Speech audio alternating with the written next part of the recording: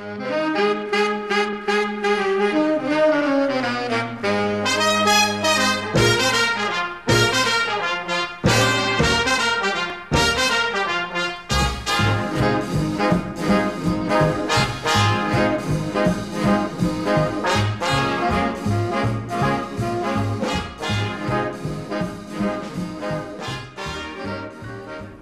welcome to another action-packed episode of Nostalgia Alley.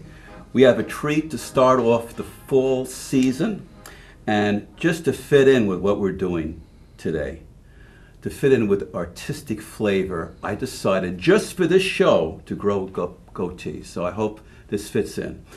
Now, our first guest. You've heard of modernism, abstract, impressionism, expressionism, I love that, folk art, art nouveau, cubism, realism. Well, we have Robilotta-ism on our show tonight. Peter is a local artist here in Maplewood and a very talented guy who is doing something totally revolutionary in art, never done before. First time on television. Glad it's on my show. Welcome to the Big Color Cast, Peter. Thank you, Mike. Big question, how would you describe the art that you do? How would you, it's so unique. How would you describe it? You know, I have a hard time giving it a title, they're photographs, but they're also collages, and they're also, to some degree, optical illusions. But I guess I would call them, they're photographs. They're basically photographs. How did this series is. How did you figure everything out? Well, we went to Italy last November, and I borrowed my daughter's camera, a digital SLR, and I said, you know, if I use this camera with the zoom lens that it came with, I'm just going to take stupid tourist pictures. So I have to give myself a handicap. I have to give myself something that forces me to think beyond the tourist picture. And so I put this 50 millimeter lens from a film camera that works on the digital camera. When I got there, I discovered I couldn't get any wide angle shots. So I said, well, I want to take some monumental photographs, so I'll take them in pieces.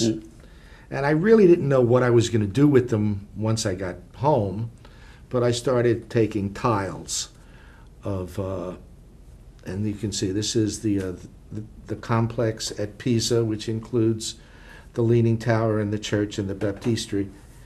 And there's no way I could get the whole image in one shot, but I think it did a pretty good representation of this site. And the tower does lean. And I did take a picture of my wife with her holding her hands up, stopping it from falling over, which is... No one's ever done that before. That's an incredible idea. That's a tourist obligation. And then there's others. As I work in a series. I mean, this is a series of photographs. I do paintings, I do crayons, oil pastels, but it's the whole idea to me for art is you get an idea, you beat the hell out of it in every permutation you can come up with, and after a while it starts to get boring, so it's time to get another idea.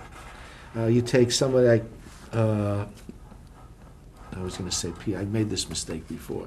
If Piet Mondrian, he got an idea about doing grids with white and black and red squares, and he must have done 200 of them. Apparently, he never got bored of that idea, and he just kept doing it for possibly 20 years. I can't last that long. As we moved into churches, the real possibilities for what I'm doing started to show up, because you can see that at the bottom of the picture, there is a human figure. Whether that is minuscule compared to the cathedral itself. This is the cathedral in Siena. Yes, this is in Siena. And as I always shoot from the same position, as you move up, the pictures at the top, each piece of paper is actually a separate photograph. The pieces at the top, you're shooting almost straight up. It forces the viewer to first see the human scale and then move up the picture. And you will see, literally, in order to look at this, you have to raise your head as though you were looking up at the ceiling, even though it's a flat image on a wall.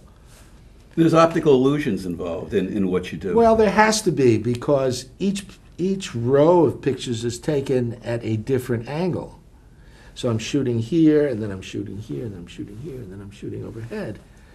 Now, you can see that they don't match perfectly, but that, I think, is part of why they work. This is a series. I have 4 or 5 interiors of churches in Italy, and I sort of call them, I'm not calling them officially that, but I think of them as my allegories on Dante, because Dante's work talks about, really what it is it's an impression of church architecture, which is an impression of church dogma and theology at the time. So that you sort of have to climb up these pictures, and you climb up the picture in order to see, in order to get to heaven. It starts out with the minusculeness of humanity and the virtual unattainability of heaven. Now, we talked about this. As an artist, how do you look at art, or how should people look at art? Yeah, this is one of my pet peeves. Very few people really look at art. You watch people in the Met or the Whitney or the MoMA, and they're filled with a room with 20 paintings in it, and maybe they devote 10 or 15 seconds to a painting. You can't look at something in 10 or 15 seconds. I would rather have somebody look at one of my pieces for 10 minutes than have 500 people look at one of these pieces for 10 or 15 seconds. Because you don't see everything. There are multiple views. Artists work very, very hard to put on paper or on canvas what they want to show people. And you got to put some work in it. It's not a free lunch. Art takes work in order to appreciate, in order to see. This is a... That's a great photo. This is an alleyway in Florence, Firenze. We were getting ready to go to a tour of the museum there, and I was standing there waiting for a guide to show up and look behind me, and this is what I saw, and I said, well, this fits with what I'm doing. Right. So I shot a bunch. I love it. Do you have a favorite artist? It's kind of influenced what you've done, or just for pure enjoyment? Well, just for pure enjoyment, lots. I wouldn't say I have a favorite. I really like the Impressionists. I was just watching, here's something I thought of today, this afternoon on TV was Midnight in Paris. Yes. And I think one of the main stories about Midnight in Paris is that we all think of that classical age as the generation before us. The Belle Arc for the character in the movie is the 20s in Paris. But for the woman that he meets in the 20s, it was the era of the Impressionists in the 1880s, 1890s. So for me, my Belle Arc in art is probably the abstract expressionists and a variety of other people who painted at that time. Jasper Johns, Edward Hopper, and of course Frank Stella, Diebenkorn, and I could go on and on.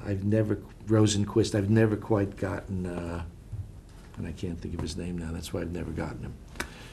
We got something else on the board here. This is new. This was taken in Cape May. I drove past this pile of logs on my way to somewhere else, and by the time I was past it, I said, I got to come back and shoot that. And this is to some degree an optical illusion. I think it works as a progression of the stuff I was doing of churches and majestic structures in Italy, because it is a majestic structure.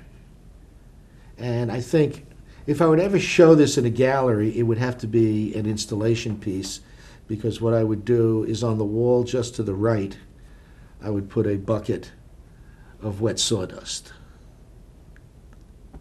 Because the smell, with that picture, you should smell the sawdust. Or smell the roses, as the older Well, expression goes. yes, but this would smell, and that's sort of the concept of installation art, is trying to blend more than one sense, so that I mean, not all of it. Something like if you go to West Broadway, the Dia Foundation still supports Running Kilometer by Walter de Maria, which is a floor full of brass rods that add up to a kilometer. And I believe he has altered the perspective, so that, which is one of the things that I try to do, is alter perspective. But you never know it looking at it. It looks like that's the way it was. Yes. Supposed to be, but it's manipulation to make it look that way. Yes, that is, there is a certain amount of optical illusion in that. It's hard to see, which means I must have done it fairly well. I'm pretty happy with this one. But I'm not going to tell you where it is either. I know where it is. You got to look. You were telling me something very interesting about going to a gallery, and there was dirt on the floor, and that was considered art. Well, that's another Walter de Maria installation. Tell me a little piece. about that That's very interesting. Behind West Broadway, I think one block behind West Broadway, in the middle of the block, you go up to the second or the third floor, and there's a floor-through apartment, totally and completely filled with dirt, except for the reception area. And it takes a lot of work to maintain. But that's also funded and supported by the Dia Foundation. They have to keep it damp, otherwise it'll get too dusty. But the concept is, here is this stone brick building with wooden floors, and yet it's dirt. But is that really art? If an onion would grow from the dirt, would that be considered art? I think. Or does it have to be a dirt I think floor? De Maria would want to have somebody dig it up and not have They it dig grow. that up quickly. But is it really art? I know art is anything you can get away with, particularly in the gallery scene. At a Whitney biennial several years ago, a guy named Fred, I think his first name is Frederick Tuttle, who is a very fine artist, took a bunch of piano wire, bent and crumpled it into a ball and stapled it to the wall.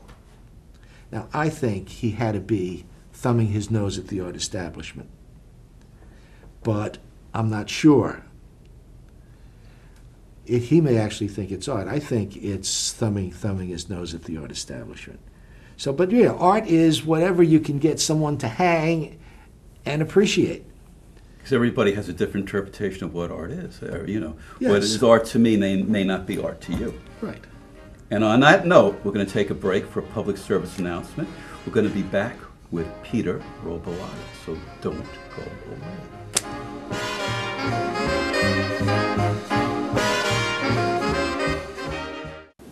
After 17 years working as a mason, Mike was laid off. I met him when he came into the library looking for help. He found a job opening, but the application was only online. Mike said he'd spent his entire life around tools, but had never used a computer. I showed him how, and he ended up applying for numerous jobs online. I saw Mike the other day. His new computer skills paid off. He's working again. New Jersey libraries are transforming lives. Tell us your story.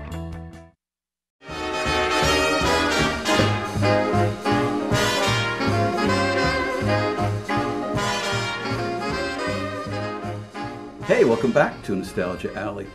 Peter, do you have a process in art? How does that work with you? Do you have a series of different things you do? I think we talked about that, but how did I get in nostalgia? Well, because this is nostalgia. Art is nostalgia. If a dirt floor can do it, nostalgia can do it. Yeah, as I said before, I like the idea of having an idea, and then there's a process of doing drawings, squiggles, finally ruminating on it until I come to how it's supposed to be, and then do a lot of them, do a big series of things, and then move on. I had this idea. I was in someone's bathroom, and they had a mobile of these fish hanging. And I looked at it for a while, and then I started doodling fish sometime after that, and I realized that it's not the fish. It's the relationship between the two fish that's the important thing if you're going to try and put something like this on a screen or on a piece of paper. So I started doing these with the idea of what's the relationship between the two fish on the paper. Sometimes there's three. And that's worked through a whole bunch of things I've done. I have a big series of things that will someday become very large silkscreen prints. One is flags. Everybody should do flags. These are, I guess, if you had to call me something, you would call me a deconstructionist. Why deconstruction? Well, because my images become simple. I want to deconstruct an idea down to its essence. Simple yet complex in a lot of ways. Yeah, it's complex to make something look simple. Okay. I've never thought of it that way. It is a lot of work, so I guess you could say Sure. It's complex. We got something here too. It's another relationship with. And then and as I said, you do them. You do one, you do two, you do three. Usually my limit is somewhere between 15 and 25 in a series. So I've got a series of flags.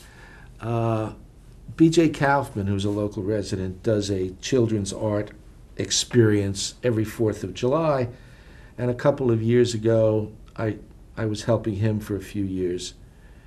And he did a thing where we put together all of these empty cardboard boxes and taped them together. And I started looking, as a pile of boxes is more than a pile of boxes. And I did a series on what I call walls and mountains, just basically based on these piles of boxes. And they are just down to hard edge, solid color, and hopefully I will get them done at some point. Now, your relationship with fish, for instance, I mean, I could see it one way, and another person could see the relationship in a different way. In a way, it would be an abstract kind of feeling, or well, it's an abstract relationship. A relationship. I like that, relationship. Because it can be whatever someone wants it to be in terms of. Now, those fish right now that we're looking at, are they allowed to do that in Jersey? Yes, but I don't think they're allowed to do that in Utah. It's actually one fish pursuing another fish, if you see it that way. Yes, so is life. So is life. Do you have a favorite place to see art? Where do you go as an artist? My inclination is to say I go to Manhattan. For years, I spent days in museums. I think I've been to almost every museum in the city. I've been to the Met, the MoMA, the Whitney, the Museum of the City of New York, and galleries. In my mid-20s, when I was really poor and unattached, gallery openings were a free meal. It was bread and wine and cheese, free. Just come in and look at the artwork. So I attended a lot of openings. But on the other hand, you need to look at this community. There are some amazing artists and galleries. The Baird Center in South Orange, the 1978, I think I associated with the year, and I never get the year right, I think it's the 1978 Art Center on Springfield Avenue. Show stuff all the time, and there are some magnificent artists working in this community. Thanks for getting Jersey in. We appreciate it. Well, this is home. And yes, there are artists. There was just a thing in the News Record about Tara, I think it's O'Neill. Where is it? I think the paper's over there somewhere. I hid it somewhere. But who's doing some beautiful impressionist work. And I know that there's several artists in this community who were selling, who were showing, but artists are everywhere at the same time. I did the Tribeca walking studio tour last spring, and years ago in the early 70s, I shared a loft in Tribeca. That was before Tribeca even had a name, right across from Teddy's Steakhouse, which was Elizabeth Taylor's favorite steakhouse, supposedly. And now what they've done, these giant floor-through buildings, they've put a hallway down the middle and cut the building up into 12 by 12 studios, and one room after another, artists rent and use it as a studio. There's running water in the studios, there's a bathroom down the hall, but rather than, they can't work in their small city apartments, and there were just floors and floors and floors of these studios, and people are doing absolutely incredible work. And they're all struggling.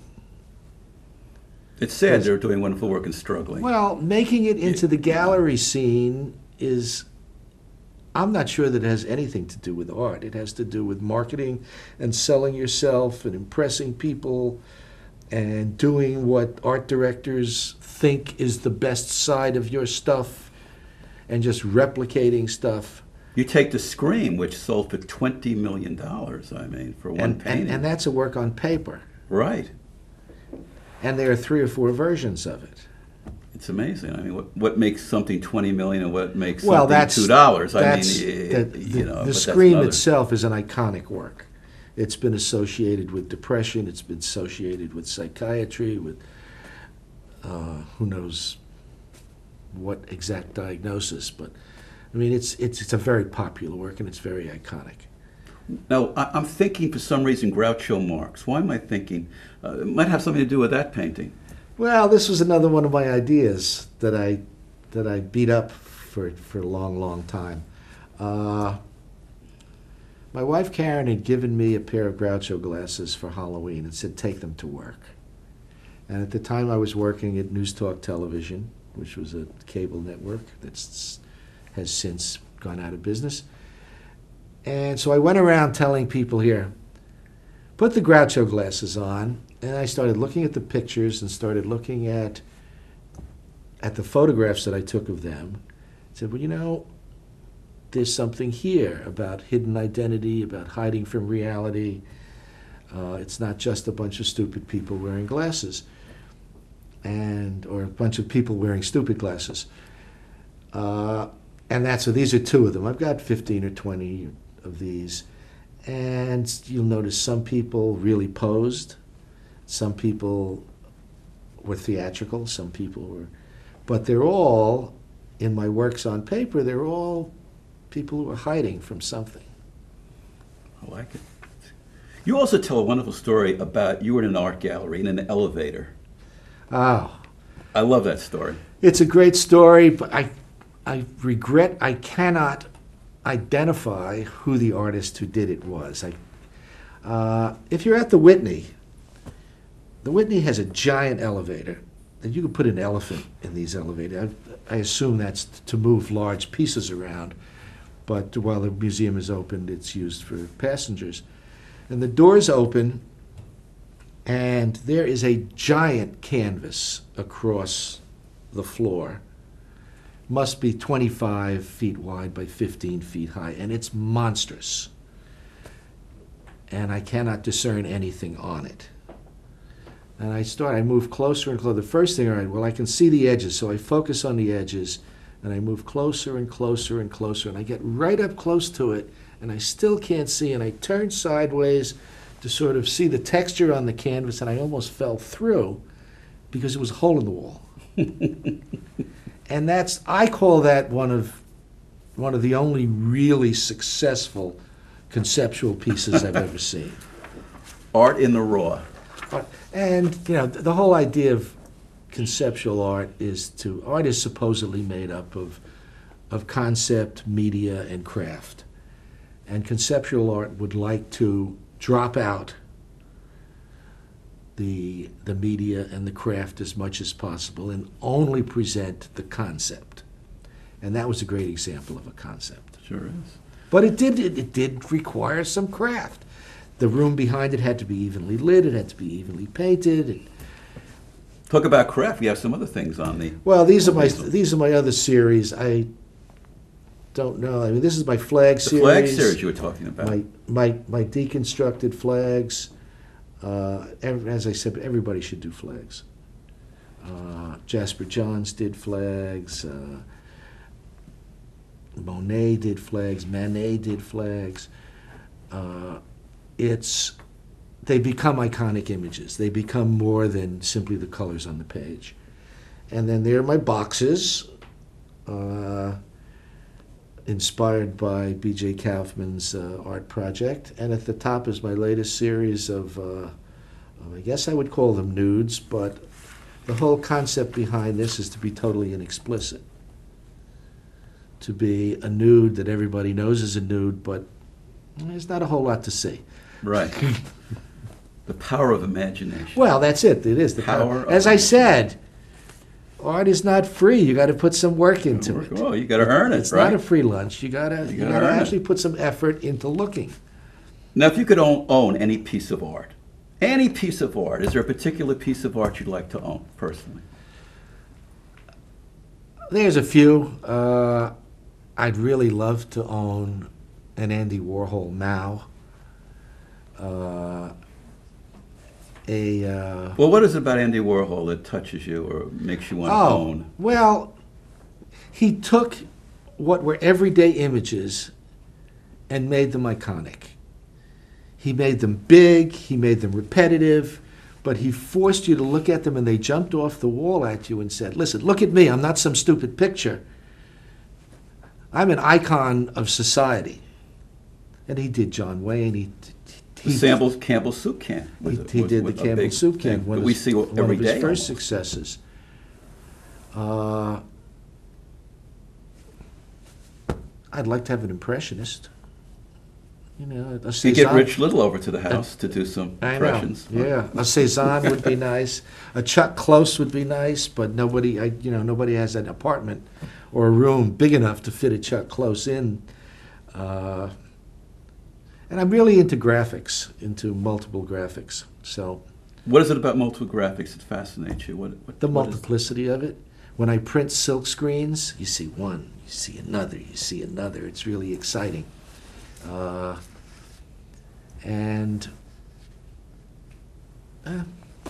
There's lots, but that sort of covers it. A Cézanne and a Close would do it for you, right? And a Warhol would do it for me. Gotta get you a bigger house. Yeah, they bigger walls, higher ceilings. What's the most indispensable thing in your studio? My digital projector. It's amazing how you can blow them up and do them. Like heaven. I had a conversation with an artist once about, is it cheating to use a projector in order to help you get the perspective right? And then just a couple of years ago, a book was published by an artist, David Hockney, who went back into the Renaissance and showed specifically that everybody has used optical tools from the 1600s, from the time they invented lenses. People have used optical tools to help them with what kind of art they wanted to present on canvas or on paper. You don't think about that. No. Being way back in time. What international art destination do you most want to visit? If you could visit anywhere in the world as an artist, what would you choose? I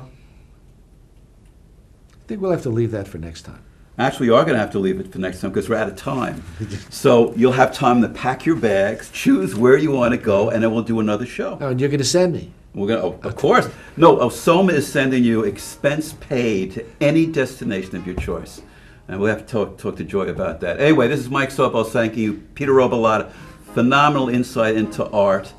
And we thank you once again for seeing Nostalgia Alley. And this is Mike Sobel saying goodnight to you, and especially to you.